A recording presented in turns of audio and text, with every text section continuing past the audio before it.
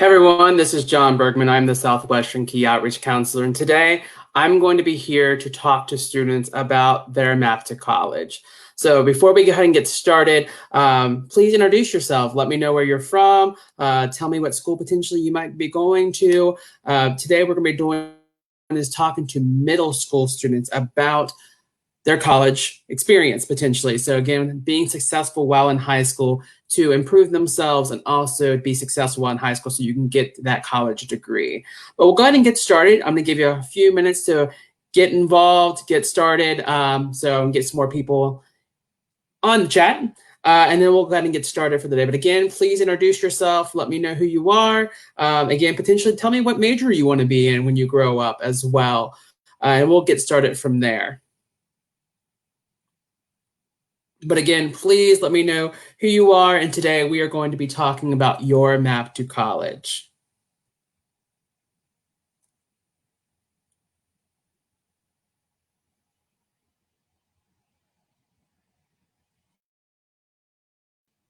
So I'll give about a few more minutes to get a part of the conversation, and we will go ahead and get started for the day.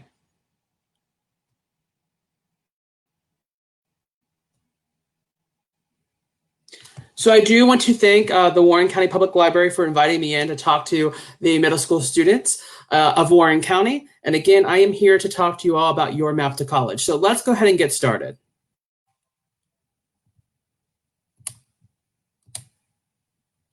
So again, I do work for Kentucky Higher Education Assistance Authority. We are the state agency that promotes college access for the state of Kentucky.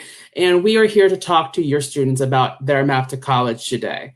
So let's get started by looking at a chart here. So this chart is actually going to talk about how a college degree stacks up in cash. So if you were to stop at a high school diploma, okay, so you're a high school graduate. If you were to start at a high school graduate or high school diploma, potentially you would make about $30,000 a year. But we always say that some form of higher education after high school is going to be very beneficial because, again, you have to think about your lifestyle that you want to have.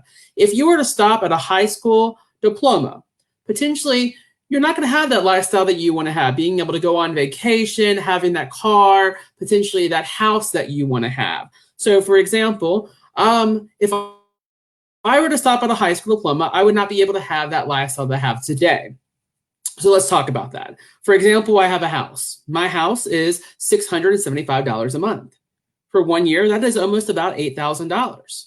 For my car is $350 a month. Potentially for 12 months, I'm paying about $4,000 a year for my car. So that's $12,000. If I were to live off $30,000, potentially you minus that $12,000, I have about $18,000 left over. But of course, I haven't even taken the taxes out of that yet. So if I were to take taxes out of that, potentially I might have about $13,000. Pretty rich, right?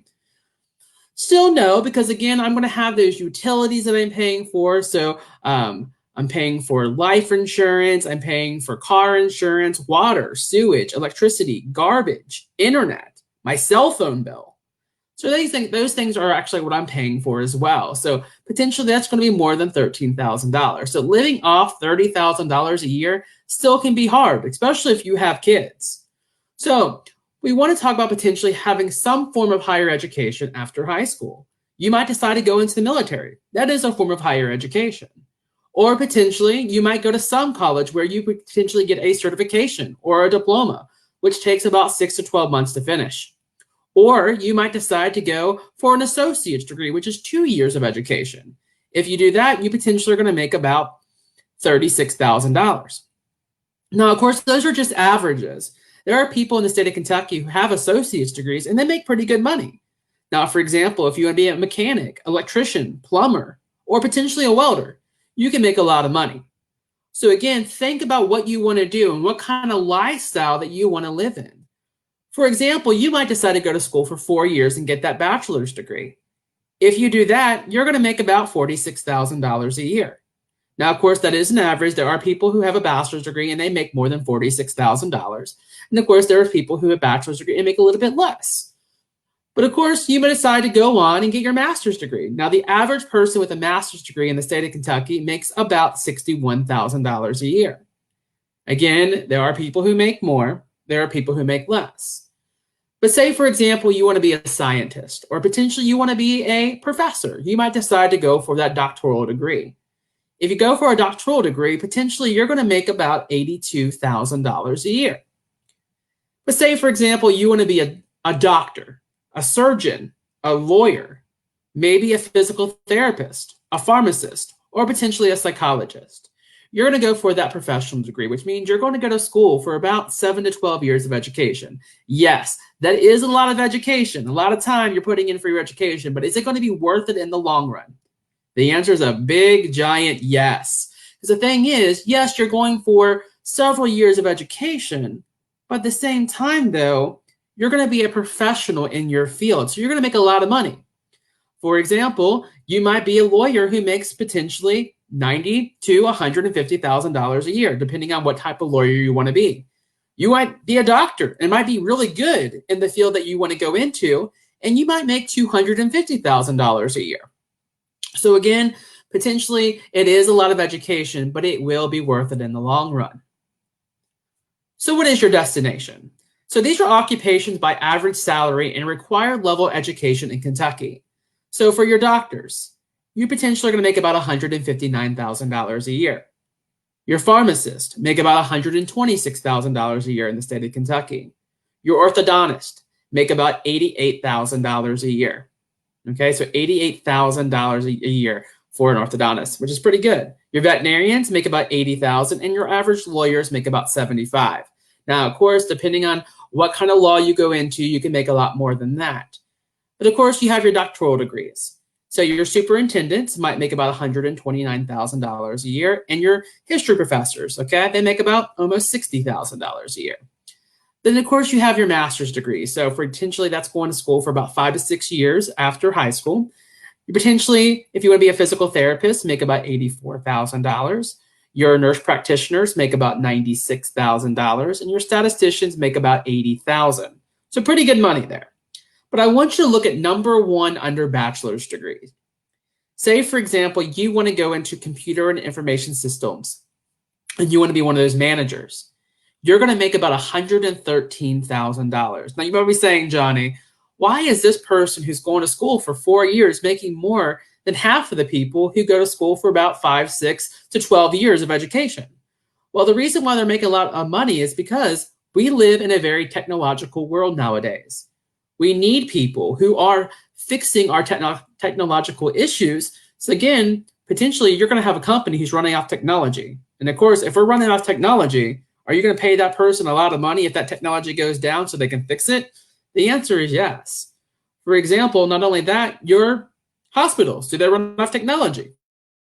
They do. And of course, they don't want technology to go down because again, they're helping people who are sick, who are unwell.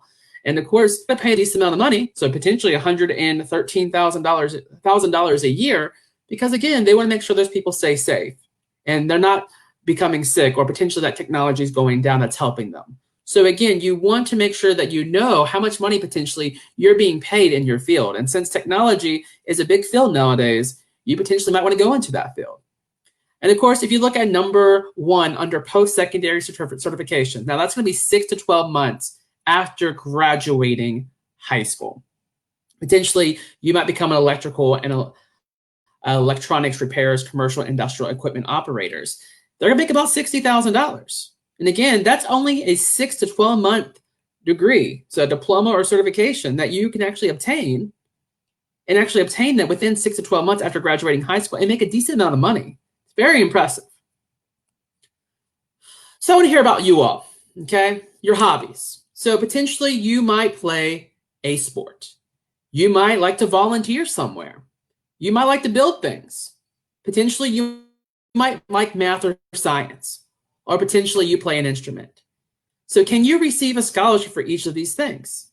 The answer is yes. You can receive a scholarship for playing a sport.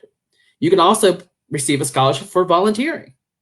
You can also get a scholarship for building something. Of course, you can also get a scholarship for math or science, and also you might get one for playing an instrument. So again, you can receive scholarships for each of these hobbies. But what colleges are looking for nowadays is a well-rounded student. They are looking for someone who's going to stand out. They have a good GPA. They have a good ACT result. But of course, they're looking for that student who's going to stand out more than anyone else. Yes, you might be the valedictorian of your high school, but you got to remember there is another valedictorian at your rival high school, potentially somebody from California, who has the same ACT and GPA as you, and they are competing for the same exact scholarship as you. And what's going to make you stand out is what you did while you were in high school, your community service hours, the clubs that you're in, your leadership roles in those clubs. Those things are going to make you stand out. So get involved while you are in high school. So if you're not involved now while in middle school, while you're in high school, think about what clubs you want to be a part of. You might decide to actually make your own club while you are in high school. Find a sponsor there. Potentially, say you like chess and you want to have a chess club. Potentially, you might be able to start that chess club while you are in high school. Now, of course, there are several benefits to higher education. Number one is better access to healthcare. For example, you might want to be able to take your kids to the dentist when they grow up so they can get braces instead of paying out of pocket. Potentially, you might be able to go on vacation and also get paid to go on that vacation because you have paid time off. Relationship building and networking. For example, you might be able to go to a conference where you can present your research. Potentially, you're presenting because, again, someone's asking you to come in to talk about what you do. And someone actually might like what you're saying, so they might actually offer you a job. Not only that, greater knowledge of government. People are going to ask you who you're voting for. Why are you voting for them? Community engagement. People are going to ask you to come in, talk about what you do, how you got to where you are today because you are a success in your field. And also, while you're in these jobs, you're going to gain some skills and also some trainings that are going to help you in the long run. So your 8th grade year, what should you be doing? Now, first of all, you need to talk with your counselors and your family about going to college. Your key concern here is your parents. So you need to start talking to your parents about going to college. Where do you want to go? Do you want to start off at the community college? Do you want to go to a 4-year public or 4-year private university? Potentially, what do you want to major in? There's a college you want to go to. Do they offer your major? Do you want to start going to a bigger university or do you want to go to a smaller university? Those are some aspects that you should start thinking about now. Potentially, you might be thinking about visiting your colleges, seeing what they're like. For example, you might be able to sit in a class to see what that class is like. And of course, you might be able to talk to a professor about what you want to go into. Do they have the same interest as you? And potentially, could you do research with them? Those are things that you can start thinking about now. Not only that, do you want to go far away from home or do you want to stay close to home? For example, do you want to leave the state of Kentucky to go to college or potentially do you want to stay within the state? Those are some aspects that you have to start thinking about. And of course, what colleges are looking for is a very successful student while they are in high school. So yes, your GPA, your freshman, sophomore, junior, and your senior year are going to matter. Not only that, start thinking about what classes you want to take your 9th grade year. Of course, you're going to have your core classes that you're going to have to take, your math, your science, your history, your English courses. But start thinking about what classes you want to take while you're in high school as electives. Like, for example, you might want to go into business. So you might take a business course or accounting or potentially a computer applications class. If you want to become a nurse, you might decide to take as many science classes as you can while you are in high school. You might decide to take anatomy and physiology. You might decide to take a biology course or potentially more science classes that are related to the field you want to go into. Also, potentially, if you want to be a nurse, you might decide to do vocational school while you're in high school to see what that field is going to be like. For example, it might be a good way to figure out if you potentially could be a nurse. I work with a lot of students in the state of Kentucky. My favorite question is, hey, what do you want to do when you grow up? And they say, hey, I want to be a nurse. And I say, okay, well, what science classes did you take while you're in high school? I took biology, I took chemistry, I took earth and space science and integrated science. Well, did you take any anatomy and physiology classes? What's that? What's the study of the body? And of course, if you want to be a nurse, you might want to take those classes while you're in high school. Well, I didn't do that. Did you do vocational school? No, I didn't do vocational school either. Okay. What are your thoughts about blood? And they're like, I don't like it. Okay, well, what do you do when you see blood? I pass out. That's not good. If you want to be a nurse, you potentially have to be able to draw blood if you're giving shots. Potentially, you might want to be working with people who are sick. So again, those are things you have to think about. And of course, potentially you might decide to take dual credit courses and also AP classes while you're in high school. And these are called college prep courses or honors courses. So an AP class stands for an advanced placement course. This is a class that you take in high school, and it is based off of a national exam. So if you pass that national exam, you can get college credit for it. So just to give you a heads up, if you pass an AP exam with a 3, you can get college credit with a 4 and also a 5. Not only that, you also have the opportunity to take dual credit courses while you are in high school. Now, a dual credit course is a high school class and a college class at the same exact time. If you pass this class, there's no national exam. If you pass a dual credit course, you can get college credit. So again, you have these options where you can take these honors or these college credits while you're in high school and get those classes out of the way. Not only that, you also are going to start receiving your KEAS money while you're in high school based off your GPA and also your ACT result. And we're going to talk about KEAS money soon. Not only that, you also have academic enrichment programs. So for example, get involved while you're in high school. Start looking at potentially what you could be doing during the summer. Instead of sitting at home watching Netflix, enjoying your time and reading, potentially you might decide to get some opportunities for yourself. For example, you might do an internship. You might shadow somebody in the field that you want to go into. You might do community service hours to help you stand out. Also, again, start becoming involved while you're in high school. Join some clubs, potentially become an officer in that club, gain some responsibility.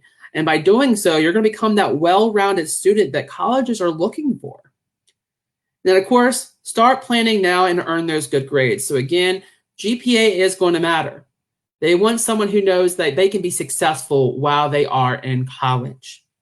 Also, think about sports, performing arts, volunteer service, and other activities that interest you. So for example, this summer coming up, you might decide to practice every single day. You might play that instrument every day to get yourself prepared for high school. Not only that, you might do theater to help you stand out. And of course, again, that volunteer service, volunteering at the library, volunteering somewhere like an animal shelter, you can put that on a resume. And again, your schools potentially, your colleges, I should say, are going to ask for those resumes for everything that you did while you were in high school. And that includes your 8th grade summer. So again, standing out, becoming involved in your communities today is going to be very beneficial. And of course, learn about your high school's grading policy. Potentially, what makes an A? Is it a 90 to 100 is an A, or is it potentially a 93 to 100 is an A? So figure out what your high school's grading policy is going to be like. Transitions. So number 1 is you're going to be transitioning from middle school to high school. So you're going to have those high school credits. And then you potentially are going to start looking at your college and career options. Potentially, where do you want to go to school? And potentially, what kind of career do you want to go into? For example, you might decide to go to a college because it has a really good program for the major you want to go into, but also by the time you graduate, potentially you can find a job right off the bat because again, it might be a good school that you're going to find that job. College campus visits. That's going to be very important. I always suggest go visit your campuses, make sure you like them. And while you're there, talk to an admissions counselor about the school, talk about cost, talk about retention rate, talk about potentially what kind of organizations are on that campus that you can get involved in. Not only that, if you can, try to spend the night if they allow that. See what nightlife is like on that campus. Potentially, could you live on campus? Also, talk to a professor. Talk to them potentially about their research that they're doing. Talk about what you are interested in. And if you can sit on a class, do that as well. So for example, if a professor allows you to go to a course, now potentially this probably not going to be allowed due to a pandemic right now, but it might be a good idea to start looking at potentially what your schools are offering by visiting them. And not only that, try the food, because again, potentially you might be living on campus, and of course, food is a big portion of that life. So again, go visit your campuses and make sure you like them. Also, check with your university's admissions requirements. Check for their ACT, check for the GPA requirements. Also, check to see potentially if they want to have an essay. And of course, if they have a deadline, don't miss that deadline as well. So what is the ACT? Now, the ACT is a college entrance exam that students will take in the state of Kentucky their junior year for free. Now, of course, you can take the ACT whenever you like. I strongly suggest if you're applying for GSP, which is the Governor Scholar Program, I would go ahead and suggest taking it the summer of your sophomore year. But of course, you will take it for free your junior year. Now, you can take the ACT 12 times. Now, I'm not embarrassed to tell you, well, I took the ACT 5 times, but to take it 5 times, I did not study the first 4 times. That's not good. So again, I strongly suggest that you do study for the ACT. Study with the time periods. For example, you have 60 minutes to answer 60 math questions. So make sure you are studying with those time periods. For example, I remember I took the ACT the first time. I was in question 45 in the math section, and I was like, I am destroying this test in a very positive way. I am destroying this test. And of course, the last 15 minutes, the last 15 questions, because I'm on question 45, the proctor said you have 5 minutes left. So for the last 5 minutes, I was very anxious, I was nervous, and I was just putting down answers. And that's not good. So again, study with the time limits. And also, if you got a question wrong, find out why you got that question wrong. And so you can improve the next time that you are potentially taking a practice test to prepare yourself for the real test. So again, study, study, study. Now again, you can take the ACT 12 times. The first time potentially might be that learning lesson, and that's okay. But of course, that second time, make sure that you are studying and figure out why you are not getting the scores that you want. It is a measure of what students have learned and the ability to succeed in college level coursework. And it is a score range between a 1 to a 36. So getting a 21 might get you admitted to a university, but of course, to become eligible for scholarships, you might have to have that higher ACT result. For some schools, it might be a 24 to become eligible for scholarships, while others, it might be a 28 to a 31 to get a full tuition scholarship. So again, please check your college's websites and figure out what the requirements are for scholarships. And of course, again, I strongly suggest you do practice. And of course, you can go to actstudent.org, or you might decide to go to marchtosuccess.com. So again, actstudent.org and also marchtosuccess.com. They are great websites you can go to learn more about the ACT and how you should study. Also, please check your library's website. They have some great, great tools about the ACT. So again, please check the Warren County Public Library. They have some great resources about the ACT. They also provide practice tests on their website as well. So again, there is a tool on the Warren County Public Library where you can go and find some practice tests. So again, shout out to Warren County, because again, you can go to their website and you can find some resources for the ACT. Also, there are practice books out there too, and you can check one of those out at your library as well. How will I pay for college? Yes, college can be expensive, but of course, is it worth it in the long run? The answer is yes. So potentially your senior year, you'll apply for that FAFSA, which is the free application for federal student aid. Now, you might become eligible for grant money. Now, grant money is free money for you to go to college. And you can use that money towards your education. You can use that towards tuition or potentially room and board for those grants. Then you're also going to have your scholarships. Now, your scholarships are merit or performance-based without being repaid. So you might receive a scholarship for your GPA or also your ACT result. Or potentially you might receive a scholarship based off of playing a sport or potentially playing an instrument. Not only that, you might get an endowment scholarship, which is potentially going to be a donation scholarship from an alumni or potentially somebody who sponsored that university or college. Or potentially you might get a scholarship from your department that you're getting your major into. Not only that, work study. Work study is when you work on campus. You can use that money towards your education, or you can actually get that money directly back to you in a form of a job. And then of course you have your loans. Now your loans are something you do have to pay back. Okay, so there is an interest rate on those loans for students, and that direct loan right now for students is at a 2.75% interest rate, which is not that bad. Now, not only that, let's talk about scholarships. There are scholarships for everything, and I mean everything. For example, you might think you have the most random hobby in the world. There's probably a scholarship for it. For example, there are scholarships based off eye color. There are scholarships based off ethnicity. There are scholarships based off hobbies, based off how tall you are. So again, you need to start researching these scholarships, and you might find one for your hobby. For example, I don't like Star Trek, but there are people who do, and there's nothing wrong with that because we all have our hobbies that we like. But I do know of a Star Trek scholarship that if you speak Klingon, you can apply for that scholarship. So again, there are scholarships for everything. You just have to do the research. For example, there are websites out there where you can start looking at scholarships. Fastweb.com, scholarships.com, also KHEAA.com. So KHEAA, who I work for, Kentucky Higher Education Assistance Authority, we have a national database on our website. So for example, if you want to go into nursing, you can put nursing in that search bar and you can find some nursing scholarships.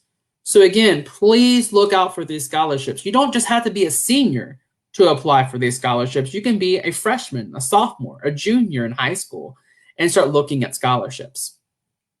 And of course, your scholarships are free money for you to go to college. They are earned through achievement and also talent or merit-based, so GPA and ACT result. And sources may include, you might receive a scholarship from your universities or colleges.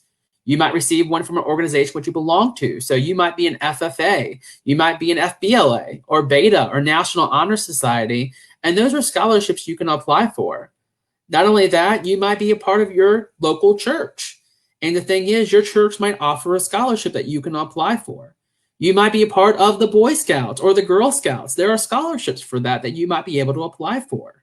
So again, please look into these things. For example, these organizations which you belong to, reach out to your school counselors while you are in high school and see what kind of opportunities are available to you as students. For example, you might apply to Gatton or Craft Academy. So again, those are good ways to get scholarships. Or potentially you might do the Governor Scholar Program or GSA, which is the Governor School for the Arts. Or potentially you might do GSE, which is Governor School for Entrepreneurs. So again, that's a good way to actually get a scholarship after you graduate high school. So please look into these programs. And of course, if you find a summer job or you find a job throughout the school year, check with your work to see if they offer any types of scholarships. And also check with your parents' work as well. So their employers, again, they might offer a scholarship for you to go to college as well. Now, just to give you a heads up, you're going to start earning a scholarship when you are a freshman in high school. And this scholarship is called the Kentucky Educational Excellence Scholarship, also known as KEAS money. And of course, your KEAS money is sponsored or funded by, I should say it's funded by the Kentucky Lottery, and KHEAA, who I work for, Kentucky Higher Education Assistance Authority, we are the ones who administer the program. But it's based off your GPA and also your ACT results. So as long as you maintain a 2.5 GPA, which is a C+ average. So again, a 2.5 GPA per year that you're in high school, you are eligible for KEAS money. So let's talk about your KEAS money. So if you maintain a 2.5 GPA your freshman year of high school, we're going to give you $125 for that 2.5. But let's say you keep that GPA every single year that you're in high school for 4 years. So a 2.5 your freshman, then your sophomore, then your junior, then your senior year. So that's going to be 125 times 4. That's a $500 scholarship. Again, that's $500 that you didn't have to go to college, but now you do. But let's say you're that 4.0 student. You have all A's. You got a 4.0 GPA every single year that you are in high school. So 500 for your freshman, then sophomore, then junior, then senior year. That's 500 times 4. That's a $2,000 scholarship. Now, let's say, for example, you also do pretty decent on the ACT, or you do well on the ACT. Now, as long as you maintain at least a 2.5 GPA at least for 1 year while you are in high school, you're also going to get this ACT bonus. Now, this is a one-time deal, so we take your highest ACT result. So if you take the ACT 5 times, we're going to take your highest score. So let's say, for example, you get a 15 on the ACT. We're going to give you $36. If you get a 21 on the ACT, we're going to give you $250. If you get a 28 or higher on the ACT, we're going to give you $500. So let's say you're that 4.0 student every single year that you are in high school. So that's 500 times 4. That's $2,000. And then you get a 28 on the ACT. That's an extra $500. So that is $2,500. We're not going to stop there. We're going to take that $2,500 and we're going to times it by 4 for 4 years of college. You just earned yourself a $10,000 scholarship from the state of Kentucky because you have $2,500 for your freshman, then your sophomore, then your junior, then your senior year. So again, $10,000. We also have a bonus. You are a free reduced lunch student who qualifies for free reduced lunch as an individual. So not the whole school. You as an individual have to qualify for reduced lunch to get this bonus. But if you are a free reduced lunch student and you take an AP exam and you pass the AP exam with a 3, we're going to give you $200. If you pass the AP exam with a 4, we're going to give you $250. If you pass the AP exam with a 5, we're going to give you $300. And the best part is there's no limit to how many AP exams you can pass. So say, for example, you're that free reduced lunch student and you take 5 AP exams and you pass every single one of them with a 3. That is 200 times 5. That is an extra $1,000 for you to go to college. So again, let's say you're that 4.0 student, you get a 28 on the ACT, that's $2,500. You pass 5 AP exams and you're that free reduced lunch student who's passed every single one of those five exams with a 3, that's an extra $1,000. So instead of getting $2,500, you're getting $3,500. You times it by 4 for 4 years of college. You just received a $14,000 scholarship from the state of Kentucky based off your ACT, your GPA, and also your KEAS bonus. So again, $14,000 is pretty impressive. So I'm going to say it's pretty good. So here's an example of a student. So freshman year, the student got a 2.75 GPA, which means they get $187. Sophomore year, they get a 3.5 GPA, which means they get $375. Junior year, they get a 3.0, $250.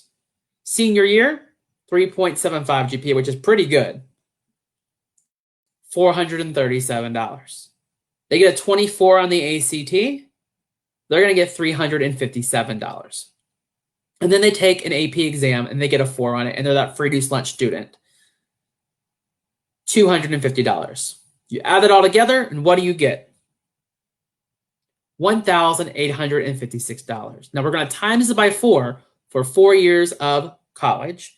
That student just earned a $7,424 scholarship. So again, a $7,424 scholarship for their KEAS money, which is pretty impressive. So here's some common questions we get about KEAS money. Number 1, when can I start earning credit towards a college scholarship? Now you start earning your KEAS money when you're a freshman in high school based off your GPA and also your ACT result. And how good do my grades and test scores have to be? As long as you maintain a 2.5 GPA, that's when you're going to start becoming eligible for that KEAS money. And of course, I showed you that chart telling you potentially how much KEAS money you're going to be earning. Not only that, are there any classes I have to take? As long as you're taking your core classes while you're in high school, you start earning this scholarship. Not only that, if you're that free reduced lunch student, think about taking those AP classes so you can get those bonuses. Also, do I have to apply for this scholarship? That's a common question that we get. And the thing is, you don't have to apply for the scholarship. Your school will contact us and we send the money directly to your college. Now, of course, we do have some common questions about KEAS money. Where can I use my KEAS money? So here's what I'm going to let you all know. You have to use your KEAS money inside the state of Kentucky, unless Kentucky does not offer your major. For example, Kentucky does not offer ocean marine biology. Now, we have freshwater marine biology at Thomas More University, but we do not have ocean marine biology because we don't have an ocean.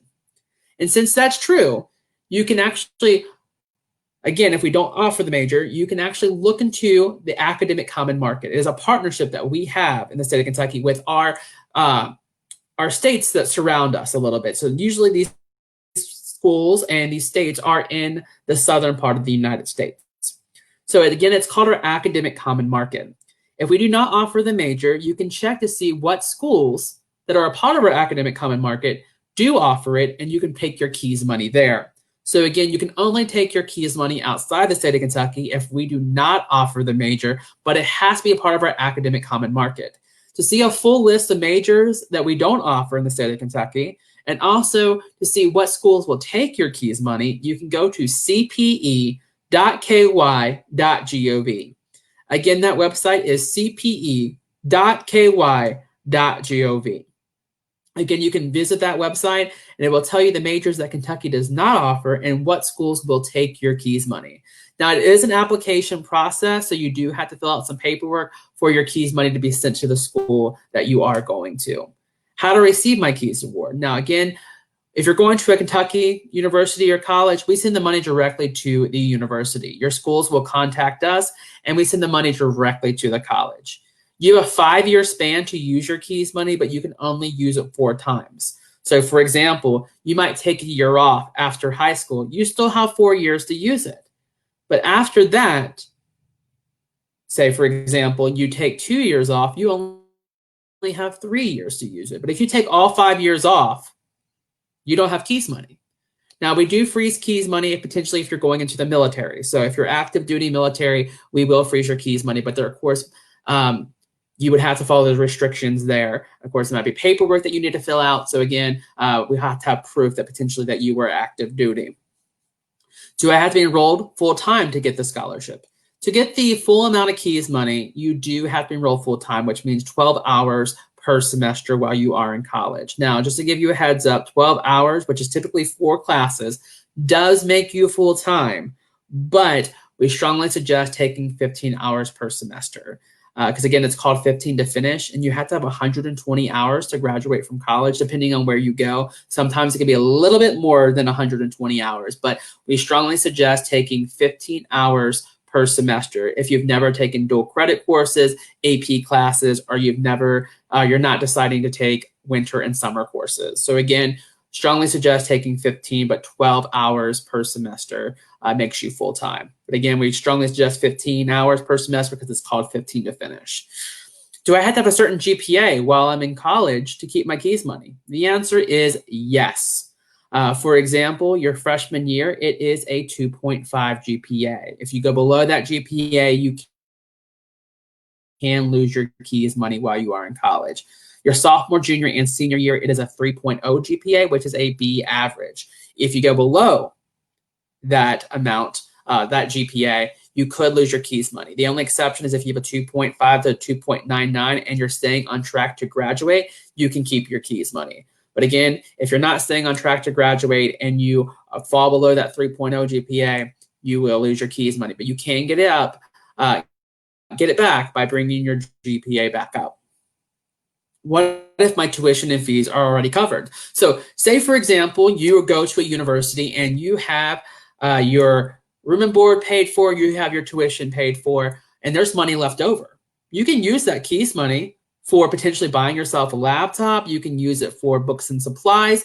You can use it for other ways of paying for your education, maybe gas money. So again, if your KEAS money is left over, your school potentially might write you a reimbursement check, and you can use that towards other things like a laptop for your schooling, potentially books and supplies, and gas money.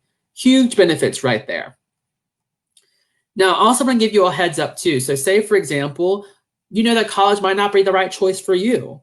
But of course, you want to use that KEAS money, right? It's free money for you for education or potentially getting an apprenticeship nowadays. So we are actually allowing KEAS money to be used for apprenticeships. Now, the approved apprenticeship has to come through the Kentucky Education and Workforce Development Cabinet. Now, say, for example, you have $2,000 worth of KEAS money. If you find a registered apprenticeship through the Education and Workforce Development Cabinet, we'll reimburse you for supplies, material, and also potentially books that you might need for your apprenticeship. So say, for example, you have $2,000 worth of KEAS money and you have $1,800 that can be reimbursed in supplies, materials, and of course, books. Now, as long as we get those receipts, and also you have submitted a registered apprentice reimbursement pathway form to us by August 1st, potentially you can get that money reimbursed back to you. So again, you can use your KEAS money for a registered apprenticeship. And of course, it is a reimbursement pathway form that you need to fill out, but also we will reimburse you as long as we get those receipts. So 2 ways that you can use your KEAS money. So some great benefits there. And of course, you do have your options. So there are 8 public universities in the state of Kentucky, and those 8 universities are University of Louisville, University of Kentucky, Western Kentucky University, Northern Kentucky University, Eastern Kentucky University, Kentucky State University, Murray State University, and also Morehead State University. So again, 8 public universities in the state of Kentucky. And of course, you have your 16 community colleges. Now, since we are in Warren County, you have South Central Kentucky and Community and Technical College.